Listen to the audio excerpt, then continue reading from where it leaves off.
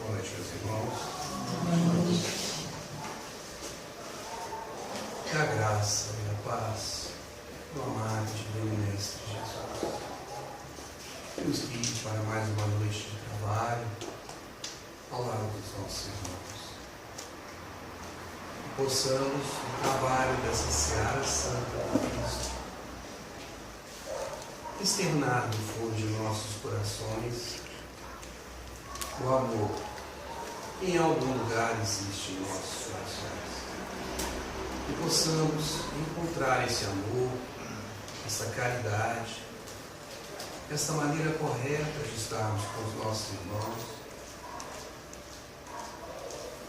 e compartilharmos os ensinamentos do Cristo, do seu Evangelho. Que a luz do amado Mestre Senhor Jesus possa estar esta noite conosco, em sua graça, em sua luz, em sua misericórdia.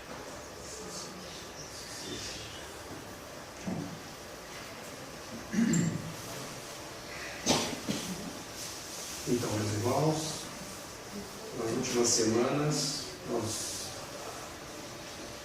vimos numa sequência muito edificante de aprendizado com relação à terapia espírita, onde nós analisamos a oração inicialmente, as leituras edificantes, os passes magnéticos, a água frutificada na semana passada, juntamente com o serviço no bem, a campanha do Rio, as atividades da fraternidade.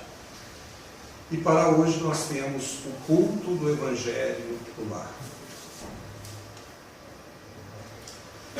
Há uma obra de Chico Xavier, titulada pelo espírito de Néio Lúcio, Jesus no Lar, que nos abre com as palavras do próprio Divino Mestre como o culto do lar veio a ser feito entre nós. Então nos relatam os nossos irmãos obreiros espirituais, no primeiro capítulo, o culto cristão no lar, as seguintes palavras: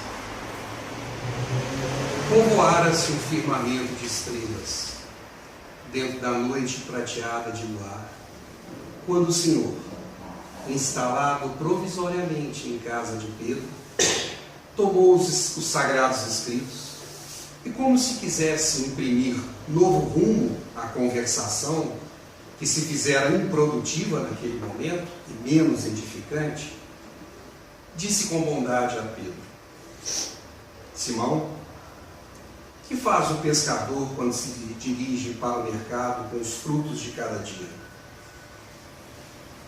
O apóstolo pensou por alguns momentos e respondeu um pouco hesitante. Ele não sabia como aquela conversa ia se conduzir.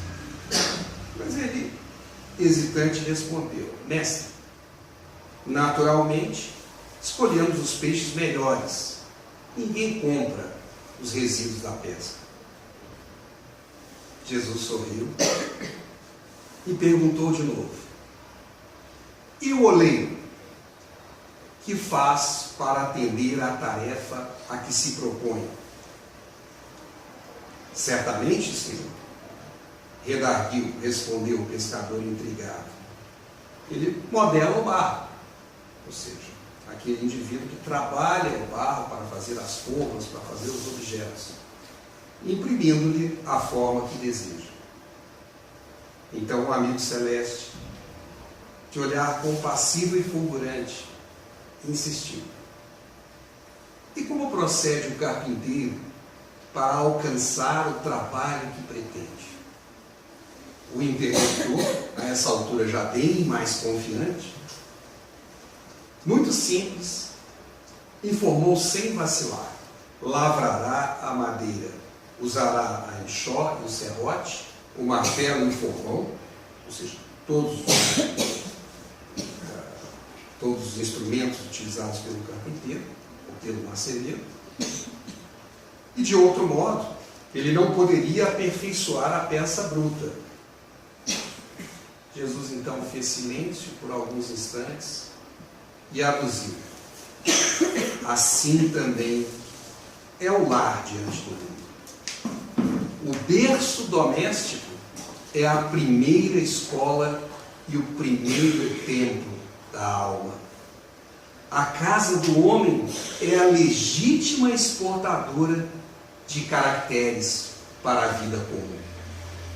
Se o negociante seleciona a mercadoria, se o marceneiro não consegue fazer o barro sem afeiçoar a madeira aos seus propósitos, como esperar uma comunidade segura e tranquila sem que o lar se aperfeiçoe? A paz do mundo começa sob as telhas a que nos recolhemos. Se não aprendemos a viver em paz entre quatro paredes, como então aguardar a harmonia entre as nações?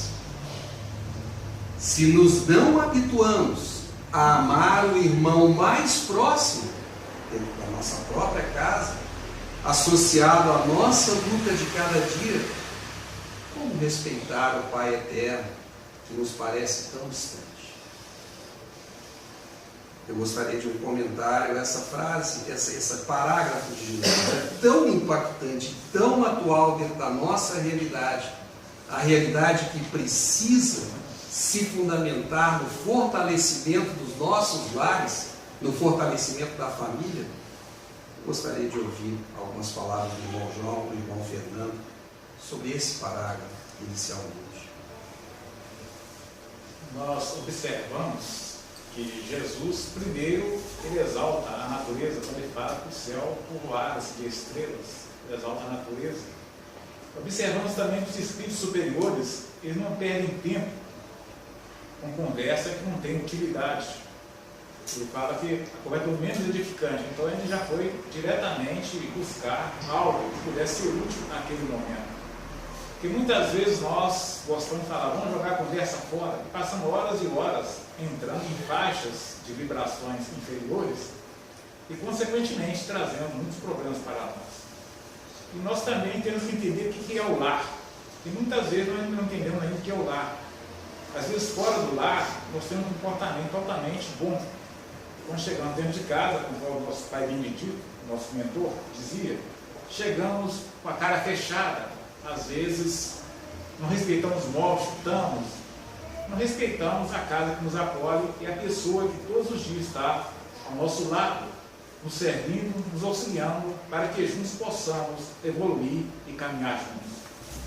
No livro Servo Fiel, ditado pelo espírito Dr. Bezerra de Menezes, ele diz o seguinte, tem uma mensagem interessantíssima, que dentro do lar estão os mais sublimes sentimentos que nos ligam às criaturas e às situações, que nos proporciona dentro do lar a evolução necessária, porque ali estão as pessoas com as quais nós temos débitos, que nós temos que ressarcir, nós temos que nos equilibrar para nós podermos caminhar.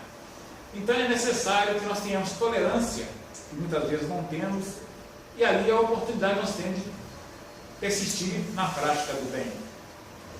Se nós realmente entender o que é o lar, nós nos preparamos então para buscar família de fora, que é a grande família total. Mas realmente o lar, conforme ele falou várias vezes aí, é o lugar onde nós iniciamos nosso trabalho de aperfeiçoamento, de harmonia, para que nós possamos realmente buscar algo melhor e desta forma habilitar a ter relacionamento uns com os outros fora da nossa casa. Então esse entendimento nós temos que ter do lar. Se não entendemos o lar, segundo a parte espiritual, nós teremos muito problema para caminhar. Muitas vezes nós abandonamos, trocamos de companheiro ou de companheira para buscar algo que não veio trazer para nós tanta perturbação. E às vezes enganamos, porque o processo reencarnatório está programado para que nós possamos adquirir certas virtudes em função daquela pessoa que está junto de nós. Nós temos que entender que realmente é o lar. Existe uma diferença entre instruir e educar. Instruir são as aquisições dos conhecimentos que fazemos através do intelecto. É uma transformação a partir do que está fora de nós. Educar é iluminar por dentro. Então, o lar é a escola do sentimento. É a primeira escola que todos nós iniciamos quando reencarnamos. E aqui Jesus, como grande educador de espíritos, de almas, sabe que temos que partir do simples para chegar no complexo. Se eu não sou capaz de conviver, usar de tolerância, de compreensão, de perdão para com os da minha família que estão comigo no dia a dia, como que eu posso falar em amor à humanidade? Não tem sentido, é impossível. Se eu não consigo respeitar, ser grato, ter compaixão para com o meu pai, com a minha mãe, que no mínimo eles me deram esse corpo, no mínimo. Ainda que não sejam pais e mães que tenham cumprido melhor que poderiam. Mas não tem como adquirir o corpo que nós recebemos sem um pai e sem uma mãe. Não tem jeito. Então, no mínimo, essa gratidão para com eles temos que ter. Então, é no lar que vamos aprender a ter tolerância, a ter compreensão, a perdoar. E aí, é Jesus comparando um trabalhador, seja ele um pescador, o oleiro que trabalha com barro, um artesão que trabalha com a barro, ou o marceneiro, o trabalho que se tem com a atividade que se vai fazer. Então, na condição de pai, de mãe, nós temos que atuar como ele falou aí. Escolher os melhores peixes, dar forma ao barro, usar o serrote, o martelo e o enxote, para tirar as imperfeições daqueles que vieram conosco. Então, o pai ou a mãe que diz sim para tudo que o filho quer, ele não está sendo cuidadoso.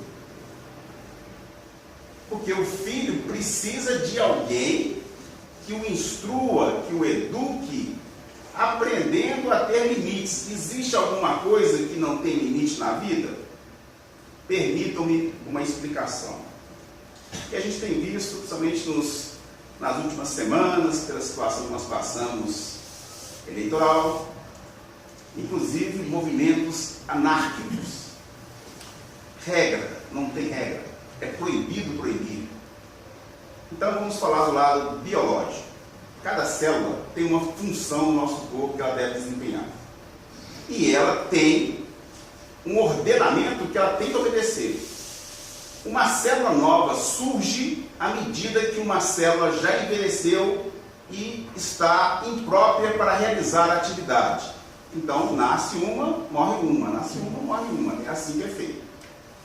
Quando ocorre um desequilíbrio e não segue essas orientações, começa a multiplicar-se, independente da necessidade, independente da orientação, é que surge a neoplasia. O que é uma neoplasia? É o câncer. Anarquia é câncer social. Se nós queremos uma sociedade sadia, devemos começar na formatação através da família. Queremos ver a paz no mundo? Comecemos com a paz no mundo no nosso lar. Educamos nossos filhos para serem pessoas de bem, homens de bem, mulheres de bem, que a seu turno formarão famílias de bem. Aí sim teremos uma sociedade. É equivocado quando achamos que a sociedade pacífica é que vai pacificar o indivíduo. A sociedade é feita de famílias. Então as famílias é que têm que ser educadas. E os pais são os educadores, os formadores da sociedade. Então, Jesus relanceou o olhar pela sala modesta da casa de Pedro, fez um pequeno intervalo e continuou. Pedro, acendamos aqui no seu lar, em torno de quantos nos procuram a assistência fraterna, uma claridade nova. A mesa de tua casa é o lar de teu povo. Nela recebes do Senhor o alimento para cada dia. Por que não instalar ao redor dela a sementeira da felicidade e da paz na conversação e no pensamento? O Pai, que nos dá o trigo para o celeiro, através do solo, envia-nos a luz através do céu. Se a claridade é a expansão dos raios que a constituem, imaginem todos nós, quer dizer, a luz nasce de um raio. O raio focado num determinado local se expande sob a forma de luz. Se a claridade, portanto, é a expansão dos raios que a constituem, a fartura começa do pó. Assim como a claridade se expande a partir de um raio de luz, também a fartura se expande a partir da semente do pó, a partir do grão. Em razão disso, o Evangelho não foi iniciado sobre a multidão, mas sim no singelo domicílio dos pastores e dos animais. Simão Pedro fitou no Mestre os olhos humildes e lúcidos, e como não encontrasse palavras adequadas para explicar-se, murmurou tímido: Mestre, seja como desejas. Então Jesus, convidando os familiares do apóstolo à palestra edificante e à meditação elevada, desenrolou os escritos da sabedoria e abriu na terra o primeiro culto cristão no lar. Assim veio o primeiro culto do Evangelho no lar. Hoje em dia, nós temos um roteiro que nos é dado pelos obreiros espirituais que nos aconselham a ter uma sistemática para esse culto, ou seja, a seguirmos disciplinarmente algumas regras fundamentais para esse culto. E aí nós temos, portanto, são 7 regras, exatamente, esse roteiro, e nós vamos buscar analisar, o tempo que ainda nos resta, essas regras desde a primeira.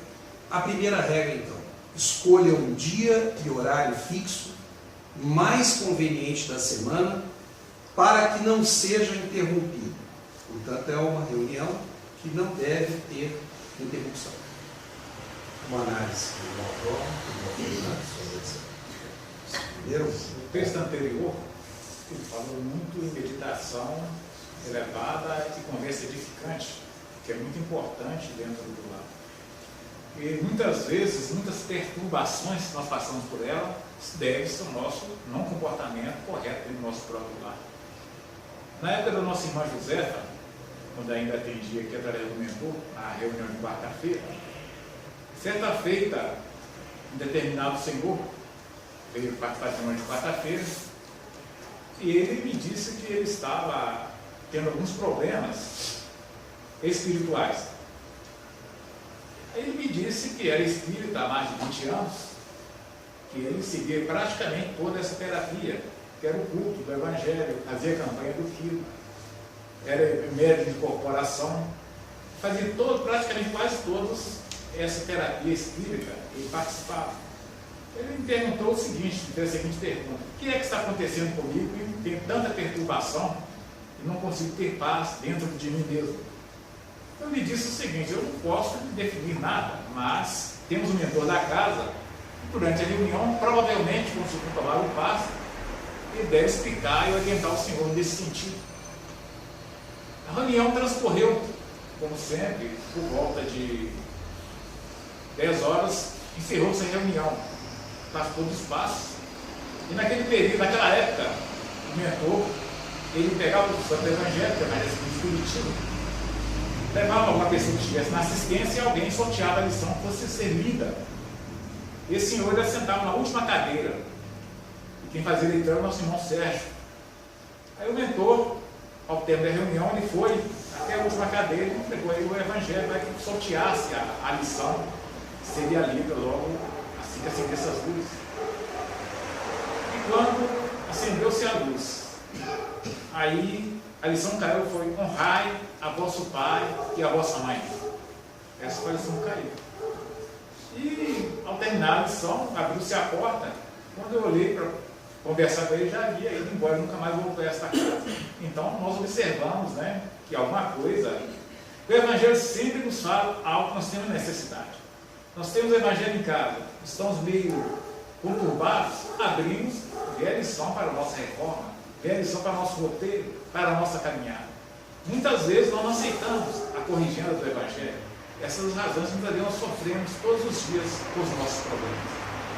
Até quando nós quisermos modificar a nossa caminhada, realmente o Evangelho vai trazer a paz necessária para a nossa caminhada. É um amigo espiritual que nos traz, através da inspiração, orientações, trouxe com relação ao que ele denominou pacto, que temos que fazer um pacto com o Criador, com o próximo e conosco mesmo. Ele diz: pacto é um acrônimo. Acrônimo é uma sigla, mas que a palavra tem significação própria. E ele falou: pacto quer dizer pontualidade, o P, o A de assiduidade, o C de compromisso, o T de trabalho e o O de organização. Então, assiduidade e pontualidade são fundamentais para ter compromisso. Quem não tem pontualidade, não tem assiduidade, não tem compromisso.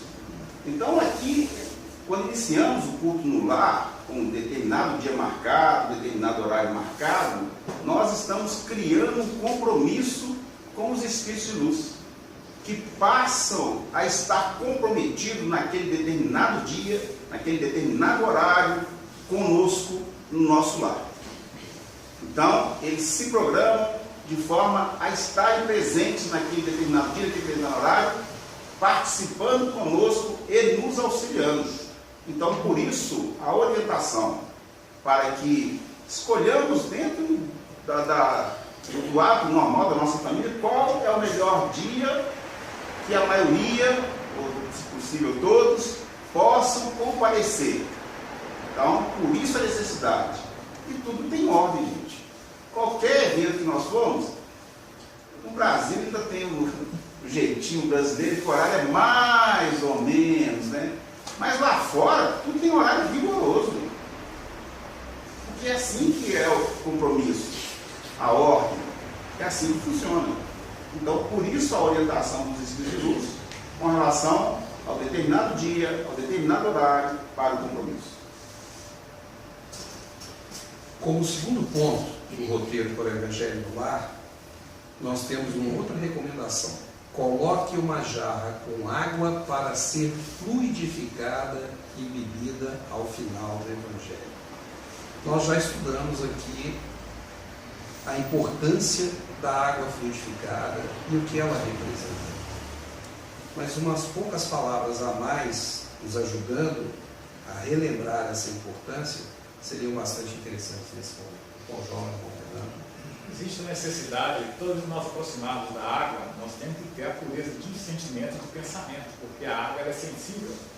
E segundo os Espíritos falam, as moléculas entre elas se comunicam. E qualquer desequilíbrio que nós temos no momento, essa água ela vai mudar a sua estrutura e não fará, às vezes, muito bem, ao ser ingerida por nós. Então a necessidade da água, nós temos que realmente, que é uma dádiva divina, então nós temos que ter muito cuidado quando nós vamos fluidificar.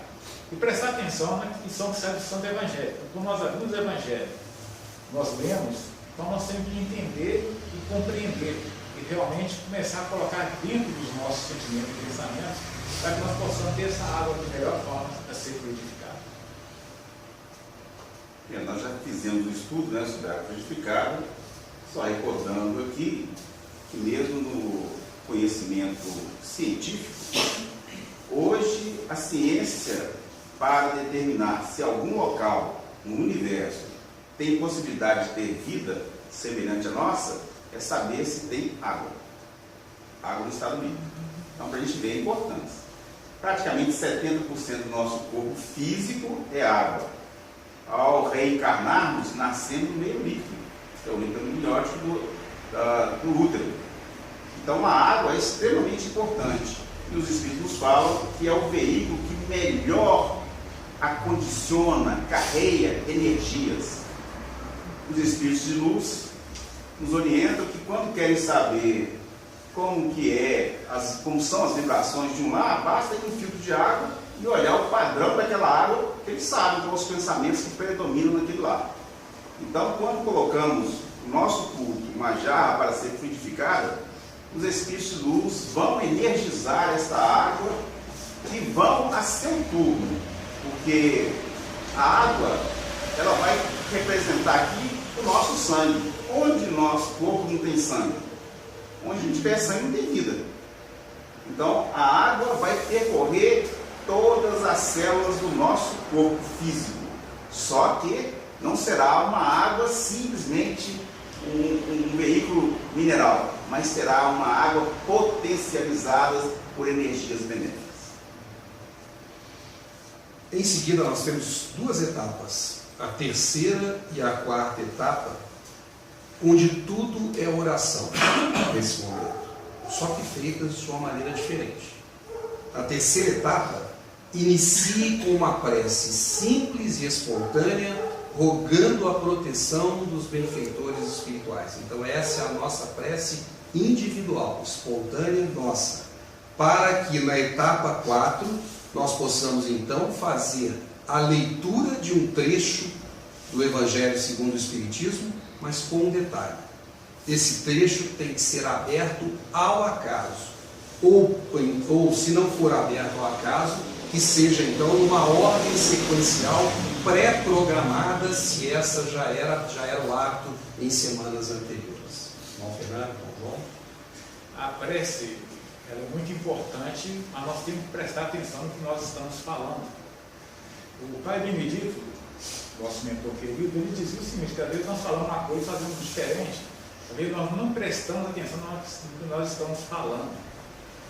Em certa época, alguém dizia para ele o seguinte: ô meu irmão, quanto mais eu rezo, mais assombração me aparece. Ele disse: meu filho, talvez seu próprio assombração não está sabendo. Então ele falou isso para a pessoa. Então você tem que procurar entender e compreender de uma certa forma, introjetar para nós possamos caminhar melhor com aquilo que nós falamos. O Santo Evangelho, no momento que nós o abrimos, ele emana a luz para os nossos seres, para nós realmente ter a compreensão. A lição que nós abrimos, é o acaso da verdade, não é? Que normalmente os benfeitores espirituais ali estão presentes, é para justamente nos reajustar para que as nossas tarefas, ainda como encarnados, se tornem menos perturbadoras e mais tranquilas para o nosso caminhar. A orientação aqui com relação à oração, de uma oração simples e fervorosa. Porque a oração não são as palavras com que nós nos expressamos, é o fervor com que emitimos de dentro de nós. Porque senão, uma pessoa analfabeta não poderia fazer oração. Ela não sabe falar direito, não sabe usar as palavras, e a oração dela é menos fervorosa do que a de alguém que tem muito conhecimento, muita cultura? Não. Então, nessa oração, a orientação que seja simples, porque existe uma diferença que devemos entender. Nesta oração que vamos fazer em conjunto. Então, o objetivo da oração é unificar os sentimentos e pensamentos. Então, ela não deve ser uma oração muito complicada e nem muito longa, que é para poder unificar. A oração que eu vou fazer sozinho, geralmente antes de dormir, na hora de acordar, aí eu posso pedir nominalmente, peço pelo pai, pela mãe, pelo filho, pelo tio, pelo vizinho, peço por todo mundo. Mas essa oração do culto no lar, ela deve ser mais singela, para que todos unifiquemos os nossos pensamentos e os nossos sentimentos. Preferentemente, devemos fazer com as nossas palavras. Pode ser feito um Pai Nosso, pode ser feito uma Ave Maria, pode ser feita uma outra prece que aprendemos, que decoramos, perfeitamente. Só que temos que ter o cuidado para estarmos com a percepção e a consciência do que estamos falando. Porque preces decoradas, a gente é capaz de fazer automaticamente, sem prestar atenção. O mecanicismo. Criamos um automatismo, somos capazes de fazer outras coisas e fazer a prece ao mesmo tempo. Porque não estamos sentindo aquela oração. estamos fazendo tal qual o nosso irmão papagaio. Então, só repetindo palavras. Então, a orientação é nesse sentido, uma prece espontânea, simples, que harmonize o ambiente. Bem, se nessas duas etapas nós já nos conscientizamos da importância da prece, a próxima etapa não é menos importante. A próxima etapa é que nós façamos comentários com os demais participantes, analisando aquele assunto lido por um período de aproximadamente 15 minutos. Mas com um detalhe: não pode ser uma conversa apenas por si. Tem que ser uma conversa também edificante. Tem que ser comentários edificantes. Tem que ser comentários que evidenciam algum sentido de aprendizado moral, porque nós vamos ter que levar para o íntimo de cada um de nós uma informação para o nosso dia a dia, um ensinamento para o nosso dia a dia que será acolhido das nossas próprias palavras e dos nossos próprios comentários. Então temos que estar focados. Por isso a prece primeiro, para nos iluminar, para nos purificar o pensamento. Por isso, inicialmente, aquela concentração para a prece, até que já começa na fluidificação da água, e aí é que nós estaremos prontos para os comentários realmente edificantes. Irmão João, irmão Fernando, comentários. Às vezes nós, durante a leitura, comentamos assim: essa lição foi para você, a pessoa que está participando do culto não é para você. De repente, eles viram a discussão e o culto acaba tendo problema de discordância entre as pessoas que estão participando. Então nós temos que buscar, na lição do Santo Evangelho, o que é que nós estamos precisando para nos corrigir, ao invés de jogar para um e para outro durante a lição. E é interessante o seguinte: eu estava lendo uma mensagem, já que nós estamos falando do Evangelho em Casa, que é interessante, dada por Nenê e o Chico que recebeu essa mensagem, que fala o seguinte: que praticar culto de graça em casa de maneira imperceptível. Tem culto de limpeza, o culto do pão, o culto do carinho, o culto da segurança e o culto do bem-estar, que é interessantíssimo. Ele fala que no culto da limpeza nós temos que higienizar nossos próprios pensamentos. Ele fala, quando fala o culto do pão, é nós buscarmos conforto para o nosso espírito, é o pão espiritual. Ele fala que carinho, em muitas circunstâncias, exprime apego sem ser amor. E fala também que segurança, às vezes só financeira, às vezes não é necessária. Nós temos um equilíbrio moral para nós conduzir a nossa caminhada. Então é interessante a gente analisar, observar que toda a nossa vida está focada e baseada no nosso comportamento moral e espiritual. Se nós realmente buscar dentro do Evangelho uma forma de nós nos conduzir, nos reformar moral e espiritualmente, aí a nossa caminhada será sempre boa, será mais tranquila para todos nós. Orientação com relação à leitura do Evangelho. Pode ser o Evangelho da Bíblia? Pode ser. Mas como os ensinamentos foram feitos por parábolas, muitas vezes, quando estamos iniciando, não temos a devida capacidade de compreender e interpretar.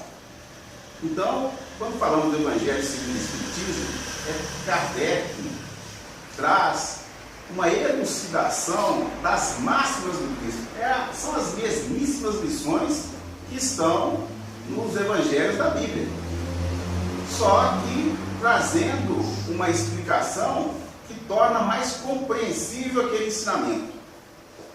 Então, que às vezes, se nós fôssemos tentar estudar sozinhos, ainda mais quando estamos iniciando nesse aprendizado, nós teremos dificuldade em várias passagens em tirar o que os Espíritos falam, tirar o espírito da letra.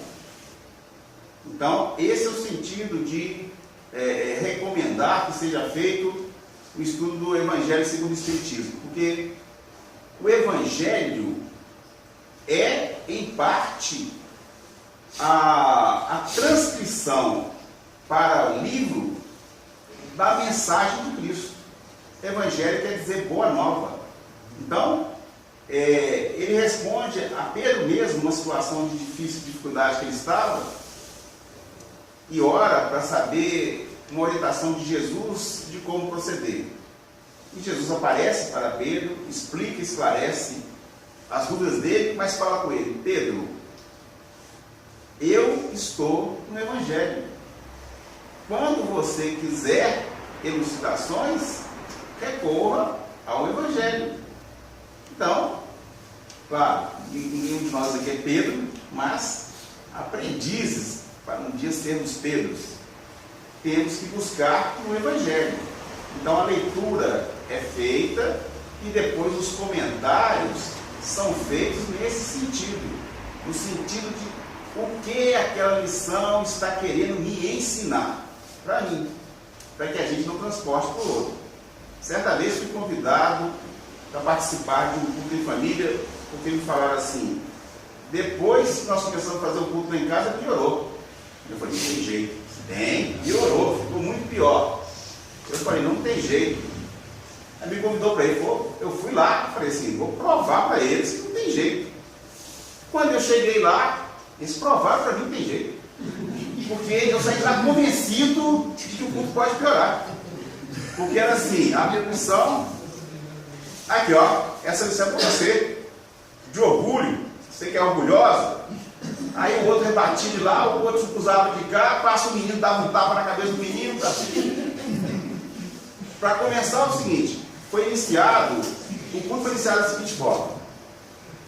Eu não entendi nada, né? Aí, assim seja. Então eu deduzi que era a prece e que assim seja era a prece determinada.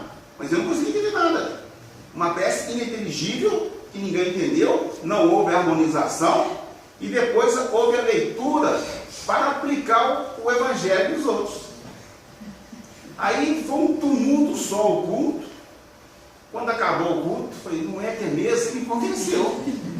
Agora, vocês acabam com essa sessão de obsessão, que isso não é culto no Evangelho lá, não. Isso é sessão de obsessão, isso é invocação de espírito trevoso. É isso que vocês estão fazendo. Pode parar com isso. Para o culto, é melhor fechar o culto. Então, o culto do Evangelho lá é para a nossa transformação. Quem tem que transformar somos nós, não é o outro. Porque senão vai ficar uma casa de loucos. Para fechar, nós temos o sexto e o sétimo ponto, que são, na verdade, um fechamento. O sexto nos diz o seguinte: em seguida, faça uma rogativa a Deus, ao Divino Mestre Jesus, à estrela guia Mãe Maria, aos Espíritos do Bem, aos nossos protetores, em favor da harmonia do lar e dos familiares, encarnados e desencarnados, extensiva também a paz entre todos os povos, a paz na humanidade. E finalmente, no sétimo ponto, faça uma prece de encerramento, agradecendo o amparo dos benfeitores espirituais. Eu gostaria de um comentário do irmão João, do irmão Fernando, sobre esses dois pontos, lembrando essa observação final no sétimo ponto. O Evangelho no lar não pode se transformar em reunião mediúnica, motivo pelo qual os eventuais médiuns participantes não deverão permitir manifestação dos espíritos, pois para isso existem locais apropriados. Bom, João? O Pai Benedito, como é sempre citado, ele dava um conselho muito interessante. Para todos nós que estamos ainda encarnados, nós devemos levar uma vida de pés na terra e cabeça no mundo espiritual, que assim nós teremos paz, porque nós estaremos sempre buscando, dentro do Santo Evangelho, a nossa conduta, a nossa palavra, o nosso pensamento e os nossos sentimentos. Então é mais tranquilo. Mas no momento em que nós fazemos o contrário, colocamos a cabeça debaixo dos pés, então cada caminhada é uma pancada que nós recebemos na cabeça. Isso que falava para a gente. Então é muito importante que você veja. E realmente aí nós vamos ter mais tranquilidade dentro do culto, no nosso relacionamento uns com os outros e a nossa caminhada, de certa forma, aqui na Terra. Essa parte final do culto, da irradiação de orações, podemos pedir, por exemplo, se são 3 pessoas que estão fazendo o culto, que um faça a oração pelos inimigos, o outro faça a oração pelos necessitados, o outro faça a oração pelo próprio lar, pela própria família, cada um fazendo uma oração e os outros acompanhando o pensamento. Na próxima quarta-feira, a gente está planejando fazer aqui um culto do lar e, se possível, até convidar um ou dois que queiram participar para que a gente possa exemplificar como que é o culto. Porque às vezes a pessoa ainda não tem esse ato, quer iniciar, mas não sabe exatamente como fazer. Então nós vamos fazer um culto do lar aqui para que todos nós participemos. Então, meus irmãos, nós estamos chegando ao final, nos preparando para as nossas tarefas, agradecemos a atenção de todos e que a luz do Pai Eterno esteja sobre todos nós. Paz esteja conosco.